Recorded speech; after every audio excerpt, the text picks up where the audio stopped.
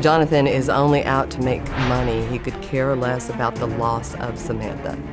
Jonathon allowed my husband and I to go into their house to get her things.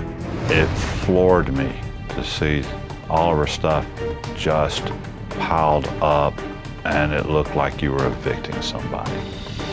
When I came back home, it looked like someone had ransacked my home. They had taken a bunch of my belongings, a bicycle, they took a watch I had just bought her, even stuff I owned before I met Samantha. They clearly took that out of spite. We were on our way back to Tennessee with her ashes. The next thing we know, Jonathon is calling us on the phone, screaming at us. What I wanted to do was take her home. He actually called my husband, said to him that if my husband will give him $500, he will not call the police and we can forget about everything. It was absolutely ridiculous.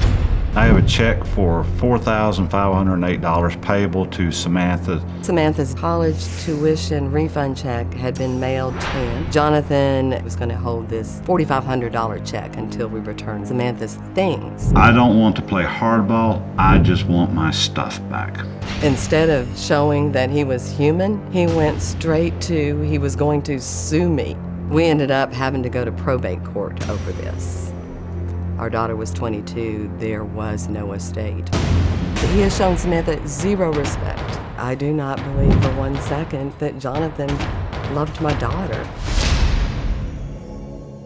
How did we get into threatening court over things when we've got a lost loved one here? First off, I loved Samantha more than anyone I have ever met in my life. And for you guys to say I didn't love Samantha that you've ever truthfully loved is so yourself. The only person you love is I have never loved anyone more than her. You put yourself above everybody else. What do you want from Jonathon, if anything? Explain to me, in what world do you think that it's right to take somebody so beautiful and lock this possession up and not share it, and then when it cries out for help and pain and ignore it? Tell me how a person can do that. I don't know how a person can do that, because instead of ignoring it, I got her into therapy and got her mental health treatment. How about pick up the phone and call the parents? How about tell the person that's sitting in front of you having dinner Well, 6 weeks before it happened? So I didn't come on here to attack you or to tarnish Samantha's reputation. I think that Samantha's a very private person. But I think it's important to know that how can I tell you about Samantha's well-being when part of her well-being is that she's feeling stressed out from her family. She's feeling stressed out from school. There's all these different dimensions and factors to the stress Samantha was having.